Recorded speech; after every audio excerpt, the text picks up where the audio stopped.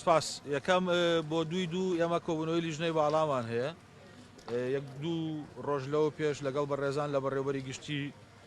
پەروەردەی پارێزگاکان کۆبوونەوەیەکمان ئەنجام داوە بۆ ئەوەی کە ئێمە بتوانین پرۆژەی خۆمان بۆ ناو کۆبوونەوە ئامادە بکەین. تەسەورەکەم دیدگای وەزارەت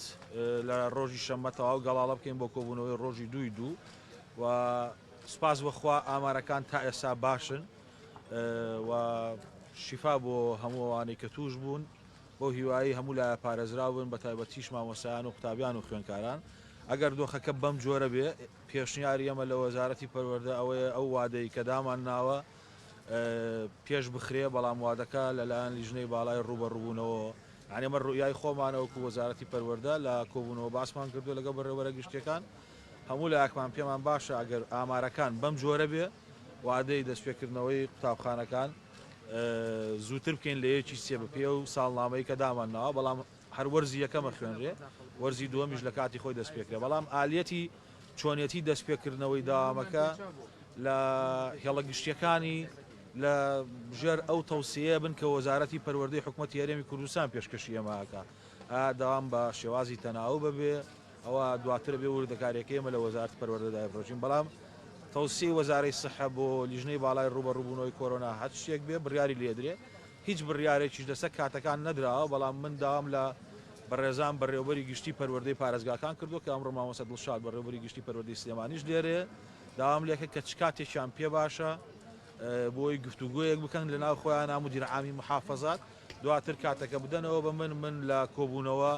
لەگەڵ بەڕێزان لە لیژنەی باڵای ڕوبەڕووبوونەوەی کۆرۆنا باسیەکەی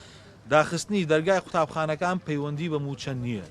ئێمە کار دەکەین بۆ دابینکردنی ژیانێکی شایستە بۆ مامۆسایان پشگیری مافەکانیانین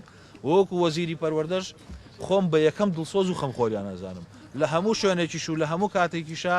هەوڵی ئەومان داوە کە موچەی وەزارەتی پەروەردە و شایستەی مامۆسایان دابینکەین بەڵام داخستنی دەرگای قوتابخانەکان تەنها هۆکار مەسئولیەتەکە سەلامەتی جانی مامۆسایان و قوتابیانە. ئێمە لە 27 نۆی 2020 دەرگای قوتابخانەکانمان بۆ قۆناغی 12 ئامادەیی کردەوە بەس لە یەک تەربیەی ناوەندی هەولێر ئێمە 39 تەربیەی قەزامانێ بەس لە یەک تەربیەی ناوەندی هەولێر 980 مامۆستا لە ماوەی 14 ڕۆژە توش بوو. لە هەرێمی کوردستان ژمارەکان بەرەو هەڵکشان چوو بۆیە لە هەولێر و لە دوهۆک و لە سلێمانی و لە گەرمیان و لە هەمووی بڕیارماندا کە دەرگای قوتابخانەکان دابخرێتەوە. سەلامەتی جانی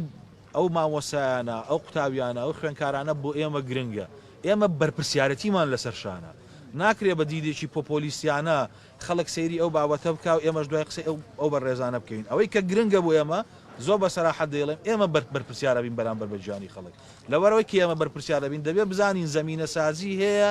لە ڕووی تەندروستیەوە بۆ ئەوەی کە خەتەر لەسەر ژیانی مامۆسایان و قوتابیان و خوێندکارانی ئێمە دروست نەبێ ئەگەر نا هەمومان پێمان خۆشە دەرگای ناوەندەکانی خوێندن کراوە بێ و 16 یەکیش دەرگای ناوەندەکانی خوێندنیشمان کردوێتەوە بۆ قۆناغی 12 ئامادەی من سوپاسی هەموو مامۆسایانی کوردستانەکەم سوپاسی هەموو ئەوانەکەم کە لەسەر میلاکی وەزارەتی پەروەردەن کار دەکەن هاوشانی هەموو وەزارەتەکانی دیکە توانیوانە کەرتی گشتی ئیدامە پێ بدەن و خزمەتگوزاریەکان پێشکەشکەن.